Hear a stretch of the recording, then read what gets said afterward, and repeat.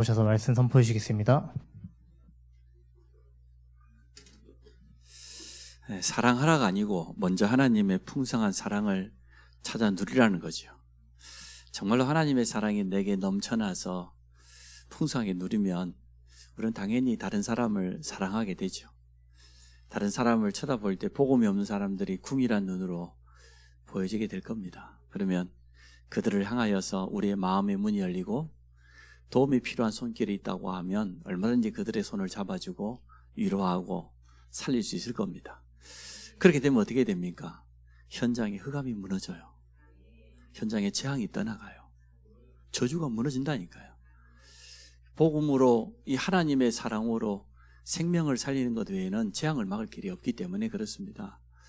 저는 오늘 오전 말씀을 생각하면서 우리가 그 별명이 생각나요. 사랑의 원자탄. 누굽니까? 손양원 목사님 생각나요. 사실 일제시대에 그 시대의 나병 환자 한센병은 사실은 가족들로부터도 뭐 격리 정도가 아니고 버림받을 정도로 사회적으로 굉장히 고립되고 버림받은 그런 사람들인데, 그 사람들이 모여있는 것이 그 여수 비행장 바로 뒤에 있는 애양원이라고 하는 곳인데, 아무도 그 사람들을 사람 취급 안 해주는데 말이에요. 거기 애양원 교회에 부임해가지고 그 문둥병자들하고 같이 먹고 같이 생활하고 그들을 어루만지고, 심지어 그 피고름 나는 걸 빨아주고, 이렇게 나중에는 그 애양원에 있는 젊은 친구들이 전부 손양원 목사님을 향해 아버지라고 불렀다지 않습니까? 일제시대에 신사참배를 거부하다가 감옥 안에 들어갔는데 일제 경찰대 와고 일부러 막 목사님 가족을 다 쫓아낸 거예요, 교회에서. 이제 더 이상 감옥에 가 있으니까 목사이니까 가라는 거죠. 온 가족이 뿔뿔이 흩어져 가지고 먹을 게 없어 가지고 구걸할 정도로 그렇게 어렵게 되었는데도 끝까지 신사참배를 거부하고 옥고를 치르고, 여순 반란 사건이 1948년에 일어나지 않습니까? 공산당들에 의해서 두 아들이 한꺼번에 무참하게 살해를 당했어요. 그런데도 이 손양원 목사님은 자기 두 아들 장례식을 치르면 하나님께 감사했다니까요. 하나님 참 감사합니다. 한 사람만 순교자가 나와도 참 축복된 건데, 우리 가문, 이 죄인된 가문이 두 아들이, 두 명의 순교자가 나온 거 너무 감사하다. 그리고 큰아들은 미국 유학 보내려고 그랬는데 미국보다 더 좋은 천국으로 유학 보내서 너무 감사하다고. 이제는 자기 아들을 죽인 안재선이가 있잖아요. 그 원수 같은 아들을 용서하는 마음을 주시고 사랑하는 마음을 주시고 결국은 자기 양자 삼았잖아요. 아들 삼았거든요. 과연 어쩌면 그럴 수가 있을까 말이에요. 6.25가 터졌는데 모든 성도들이 목사님 가족 데리고 빨리 피난 가라. 빨리 가라. 그 애영원 바로 옆에가 바닷가거든요. 그 바닷가에 저희 고향까지 2km, 3km 밖에 안 돼요. 우리 고향이 한가운데 있으니까. 피난 가라는데도, 아이, 당신들이 내 가족인데. 내가 왜 내 양떼를 버리고 가냐. 결국은 공산당에 잡혀가 1950년 9월 달에 여수 입구 거기서 순교당했거든요. 그 사랑의 원자탄 손양원 목사님을 생각하면 어떻게 하면 그럴 수가 있을까? 어떻게 하면 하나님의 사랑에 정말 넘쳐나지 않으면, 하나님의 은혜가 아니면 그게 가능하겠습니까? 절대 불가능. 사랑하라 그래서 사랑할 수 없는 거지요. 근데 워낙 하나님께 받은 사랑에 감사했어요. 우리는 죄인된 가문인데 이러한 가문에 복음을 주시고 나를 주의 종으로 불렀다는 여기에 대한 감사와 감격. 사도 바울이 입만 열면은 감사했지 않습니까?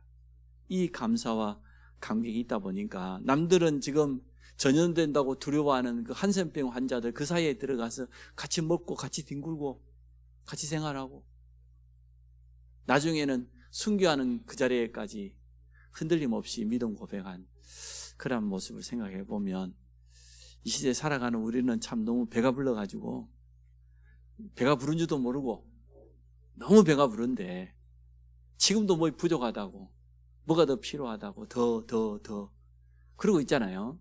그래서 참 우리 신앙의 선배들이 걸어갔던 그것을 생각해 보면 우리가 참 배울 게 참 많다. 또 우리가 갱신하고 바꿔야 될 부분들이 참 많다. 이런 생각이 되어집니다.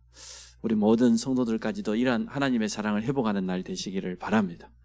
그래야 흑암이 무너져요. 그렇죠? 그래야 재앙이 떠나가요.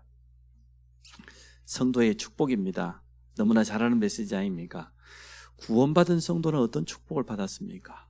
또 이 축복을 어떻게 누릴 수가 있습니까? 구원받은 성도의 축복을 7가지로 이렇게 정리를 했는데요. 제일 첫 번째가 우리의 신분 아닙니까? 하나님 자녀. 오늘 우리가 성경 읽었습니다. 고린도전서 3장 16절. 너희가 하나님의 성전인 것, 하나님의 성령이 너희 안에 거하시는 것 알지 못하느냐? 성령은 하나님입니다.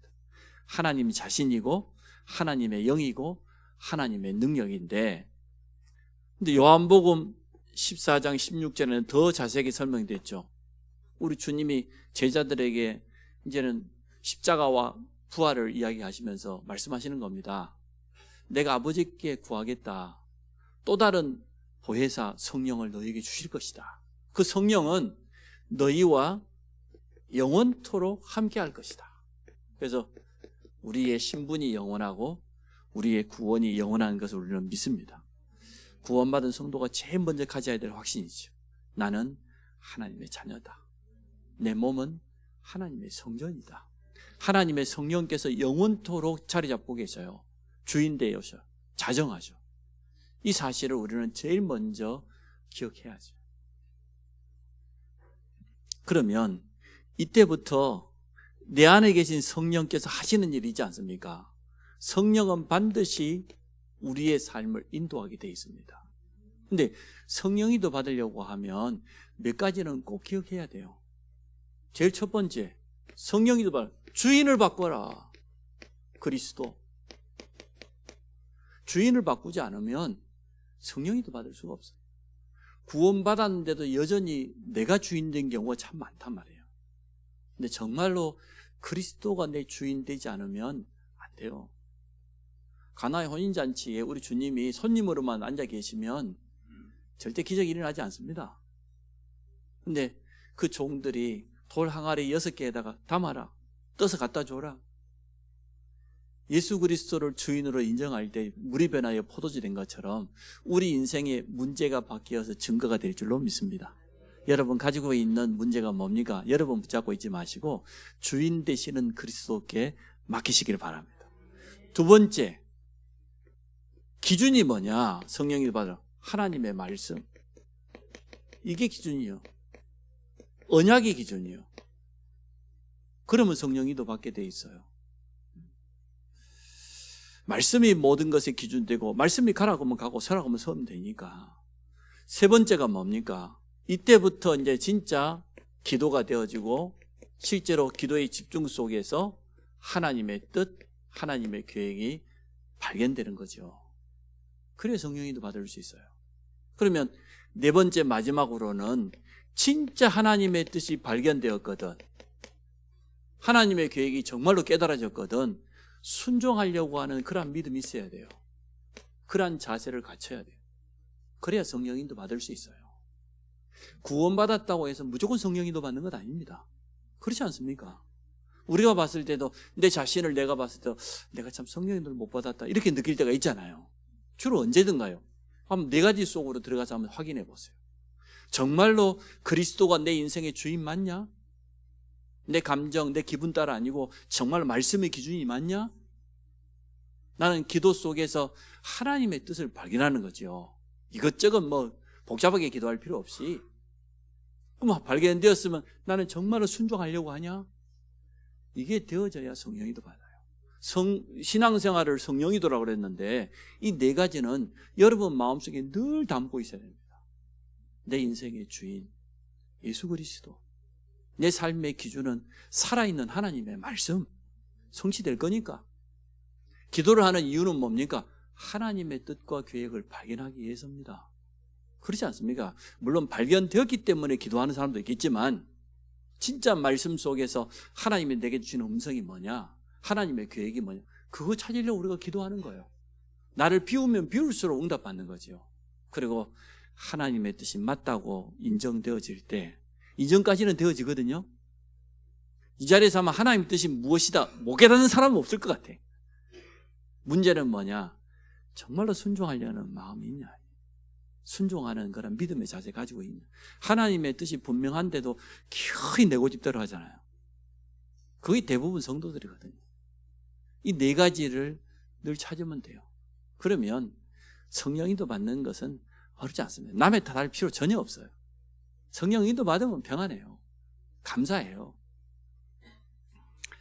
자, 이 땅에 사는 동안 세 번째, 하나님께서 우리에게 필요한 힘, 능력을 주시겠다고 약속했어요. 최고의 능력이 하나님으로 충만한 것 아닙니까? 성령이 하나님이니까.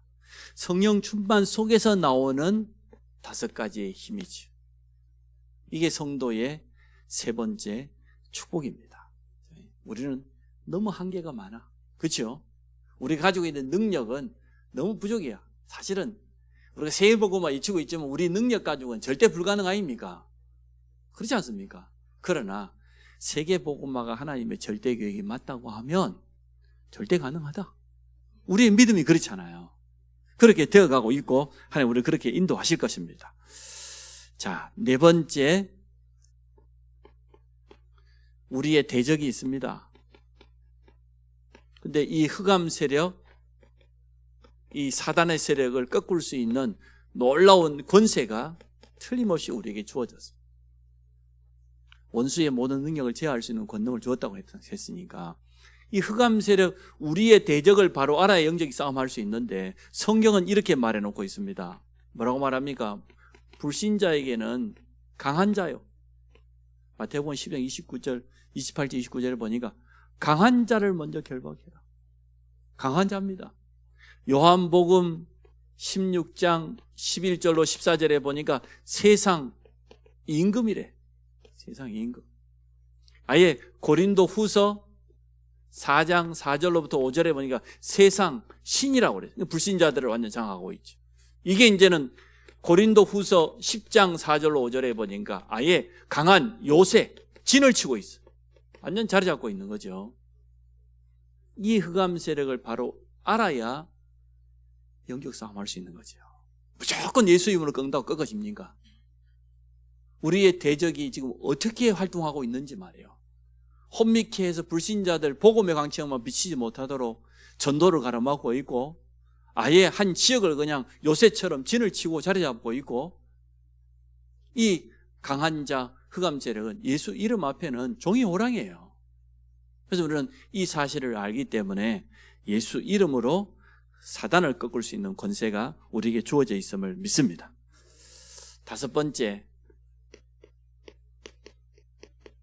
히브리서 1장 14절에 모든 천사는 부리는 영이요 구원받은 후사들을 섬기라고. 하나님은 천사를 통하여서 주의 백성을 지금도 돕고 계십니다. 성경 속에 증거가 많이 있지 않습니까? 이스라엘 백성이 앞서가고 뒤따라 앞에 가던 천사들이 애국 군대가 쫓아오니까 어떻게 됐습니까? 그 천사들이 이스라엘 백성과 애국 사이에다가 딱 가로막았잖아요. 얼마나 완벽하게 보호합니까? 성경 곳곳에 보면 언약 백성들이 위기 만날 때 가장 큰 문제 만날 그때마다 하나님은 눈에 보이지 않는 주의 천사를 보내서 지키시고 보호하시고 도우신 걸 봅니다. 그 천사는 지금도 분명히 활동하고 있기 때문에 구원받은 우리는 천사의 도움을 분명히 받을 수 있습니다. 이 영적인 사실인데 이 사실을 여러분 믿으시기를 바랍니다. 그리고 이제는 성도에게는 영원한 배경이 있어요. 하나님이 우리의 배경이요 하나님의 나라가, 우리가 이 땅에 살고 있지만 우리의 소속은 저 하늘이죠. 그게 우리의 시민권이 있는 것 아닙니까? 남아있는 삶, 우리는 누가 뭐라고 해도 증인의 삶을 살아가게 될 겁니다. 세계 복음화의 삶의 방향을 맞추어서 나가기를 주의 이름으로 축복합니다. 그래서 이렇게 성도의 7가지 축복, 나는 하나님의 자녀다, 성령께서 내주하신다, 증거가 나는 이제부터 성령인도 받을 수 있다. 그래서 4가지를 늘 기억하면 됩니다. 하나님이 주신 힘, 능력은 세상 것과 달라요. 아무도 막을 수 없어요. 성령 충만함의 능력 속에서 영역, 지력, 체력, 경제력, 인력. 그래서 우리 랩런트들 아침 시간에 서밋 타임을 통해서 영적인 서밋이 되라. 영적인 힘을 먼저 얻어라. 그 속에서 나의 달란트, 나의 기능 서밋의 응답을 누리고 나중에는 현장에 나가서 하나님의 나라를 이루는 문화 서밋의 축복을 누리게 되어질 겁니다. 근데 이 일을 방해하는 자가 있단 말이에요. 언제든지 주님 재림하는 그날까지 사단은 분명히 활동하기 때문에 예수 이름을 우리에게 준 겁니다. 내 이름으로 귀신을 쫓아내며 병든 자에게 손을 얹지 나으리라. 그 권세를 사용하란 말이죠. 그때마다 하나님이 우리의 심부름꾼 아니잖아요. 주의 천사를 보내사 역사하십니다. 그래서 우리는 천국의 배경을 가지고 있고 전도자로 증인으로 쓰임받게 될 줄 믿습니다. 그러면 이제 두 번째 오늘 신앙생활의 방법에 대해서 몇 가지를 말했습니다. 구원받은 성도 일과의 축복을 가지고 어떻게 신앙생활을 해야 되냐 그러면 제일 첫 번째 시작이 올바르돼야 되죠. 시작은 뭡니까? 하나님과 함께. 이게 시작입니다. 우리와 함께 하시는 하나님의 계획과 이유를 찾아야 합니다. 그래서 우리는 질문하면 됩니다. 오늘 사랑을 회복하자고 말씀을 받은 하나님, 내가 어떤 사랑을 회복해야 됩니까? 정말로 하나님이 내게 주신 그 분명한 사랑이 있는데 그 부분을 먼저 회복하라고 성령께서 말씀하실 거예요. 그러면 그 사랑으로 풍성해지면 사람이요 영적으로 여유가 굉장히 생깁니다. 하나님 사랑이 너무 크다 보면 나머지는 문제되지 않아요. 문제 삼아지지도 않고 그런 상대방을 향해 다른 사람을 향한 생각이 달라지죠. 당연히 그 사랑을 전달하게 되겠죠. 그러면 현장에 흑암이 무릎 꿇고 저주 재앙이 떠나가는 그런 역사가 일어날 것 아닙니까? 그래서 우리는 하나님의 뜻과 계획을 찾을 때 복잡하게 생각할 필요 없이 말씀 붙잡고 질문만 제대로 해도 돼요. 나와 함께 하시는 하나님, 하나님의 뜻과 계획이 무엇입니까? 이렇게만 질문해도 하나님 우리 신앙의 양심에다가 당연히 답을 주고, 하나님 내가 이 새로운 직장에 취직을 했는데 여기서 하나님이 내게 원하시는 게 뭡니까? 질문해 보면 나올 겁니다. 우리를 향하여서 절대 망대라 그랬는데 그리스도의 빛을 가진 망대로 우리를 그곳에 보내주셨는데 그러면 여기에 절대 무너지지 않는 절대 망대 시스템을 세우라는 거구나. 그 절대 망대의 키는 바로 나다. 나만 흔들리지 않으면 된단 말이죠. 그래서 나를 중심으로 해서 그 현장에 지속적으로 영적인 싸움하고 있으면 하나님께서 사람을 붙이겠죠. 이러한 질문만 제대로 해도 틀림없이 응답받게 되어 있습니다. 두 번째,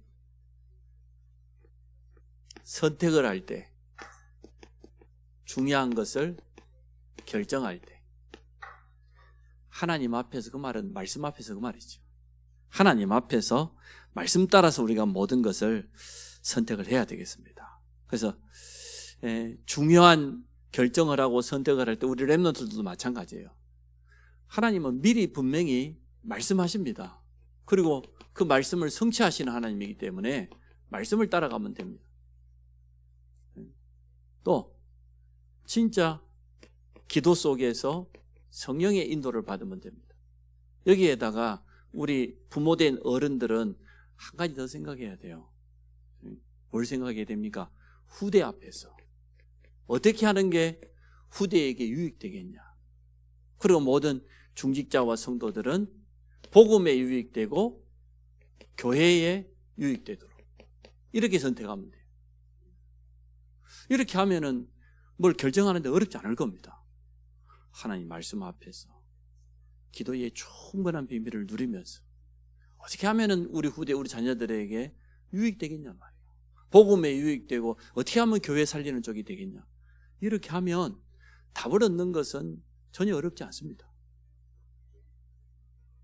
세 번째, 우리의 체질은 하루아침에 잘 바뀌지 않지요. 그래서 아마 세 번째 정시기도나 무시기도나 집중기도가 나온 것 같아요. 우리의 체질을 하나님은 바꾸기를 원해요. 복음 체질로. 왜냐하면 문제만 생기면 복음은 다른 말도 없고 율법만 나올 때가 참 많거든요. 가정 안에서도 그럴 때 있잖아요. 부부간에 이렇게 서로 뭐 말할 수 있는데 또 여러 가지 우리 앞에 이 일들이 일어날 때 그때 말이에요. 복음 체질. 자, 네 번째, 현장에서 먼저 할 게 있다. 영적 싸움부터 승리해라. 흑암부터 무너뜨리라. 어떤 현장이든지 자리 잡고 있는 흑암 세력이 있으니까 말이에요. 이 부분을 제대로 알고 영적 싸움에서 먼저 승리하라는 거죠. 자, 다섯 번째, 우리의 인본주의를 버리고 신본주의라고 표현해요. 인본주의가 없는 사람이 어디 있겠습니까? 모든 사람은 자기 입장에 유익하도록 그렇게 하려고 해요. 그게 진짜 자기에 유익될란지는 모르겠지만 자기 수준에서 이렇게 하면 내게 유익되겠다, 그쪽으로 가려고 해요. 근데 결국은 그게 유익되지 않죠. 그래서 인본주의란 말은 하나님 앞에 서는 것을 말하는데, 신본주의라고 하는 것은 하나님 앞에서 모든 것을 하시기 바랍니다. 그렇게 하면 시편 103편 20절 22절 역사가 일어나겠죠. 시편 기자가 뭐라고 말합니까? 하나님의 말씀을 행하며 하나님의 말씀의 그 소리를 듣는 너희 천사들, 또 하나님의 뜻을 행하는 너희 천군, 하나님이 다스리시는 모든 곳에 있는 너희들, 천군, 천사. 히브리 12장에 보니까 천만 천사라고 했어요. 헤아릴 수 없는 주의 천사를 보내사 하나님은 지금도 하나님의 뜻과 계획을 이루고 계십니다.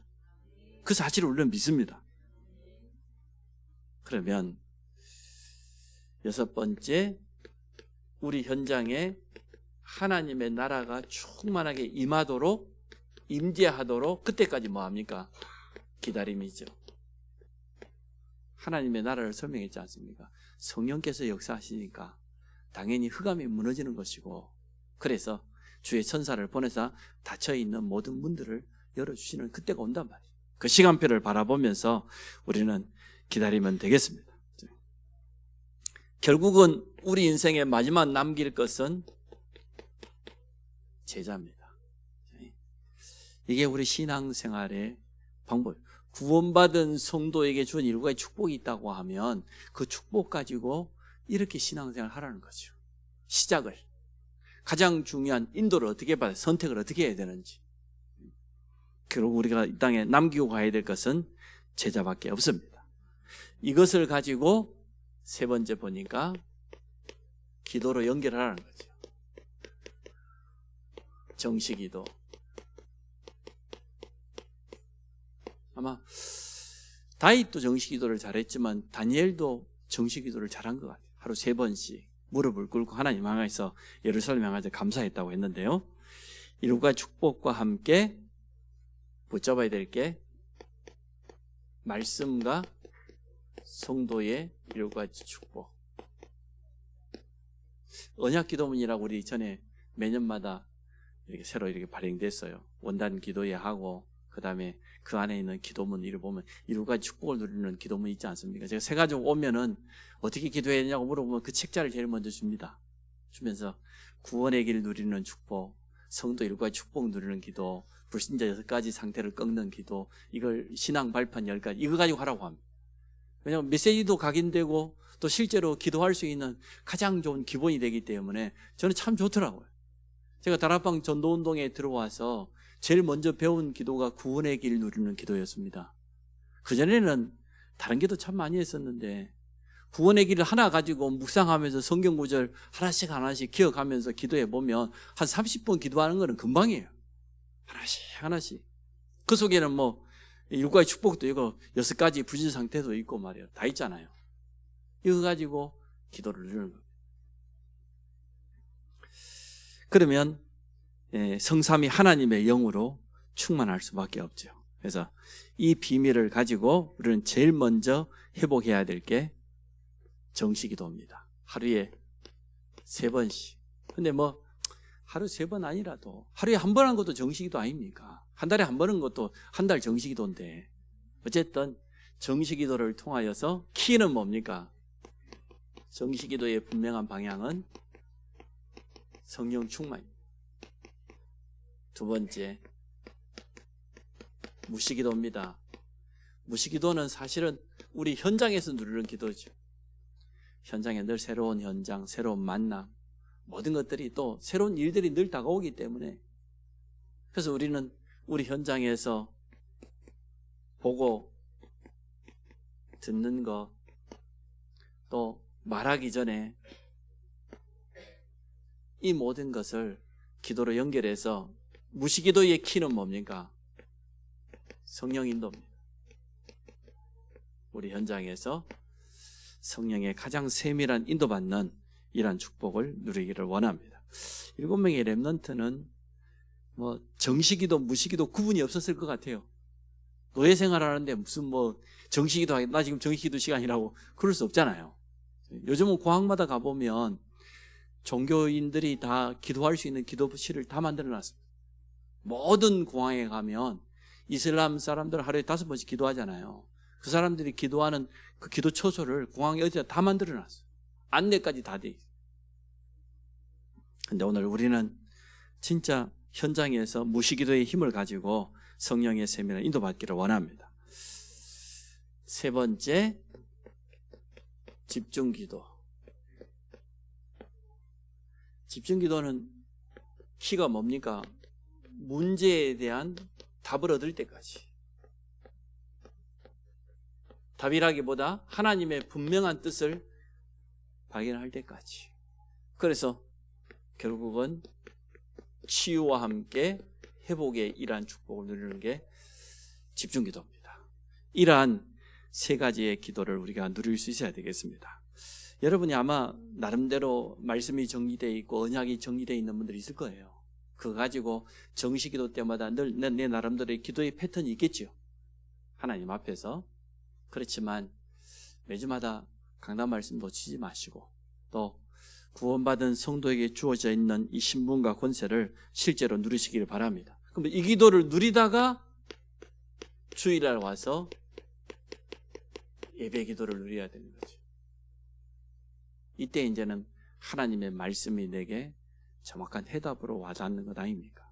평상시 기도의 비밀을 누리는 가운데, 그리고 주일날 와서 예배의 축복을 누리는 이러한 우리 모든 성도들 되시기를 주의 이름으로 축복합니다. 이번 한 주간도 하나님의 내게 주신 사랑 가지고 여러분 자신이 먼저 회복되기 원하고, 또 이 사랑을 풍성히 누리다가 필요한 사람이 있을 것 아닙니까? 그 사람에게 이 사랑을 전달해서 현장에서 영적으로 승리하기를 주의 이름으로 축복합니다. 하나님, 오늘 우리에게 주신 말씀을 묵상하면서 하나님의 음성을 듣고 하나님의 분명한 뜻과 계획을 발견하는 모든 성도들 되게 하여 주옵소서.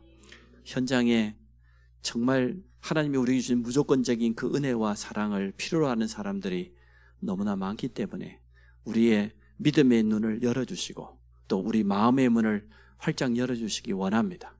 그래서 우리 안에 임한 이 하나님의 은혜와 축복을 전달하게 하셔서 현장마다 모든 흑암이 불신앙이 무너지고 하나님의 나라가 임하는 증거를 얻도록 축복해 주옵소서. 예수 그리스도 이름으로 기도합니다. 아멘.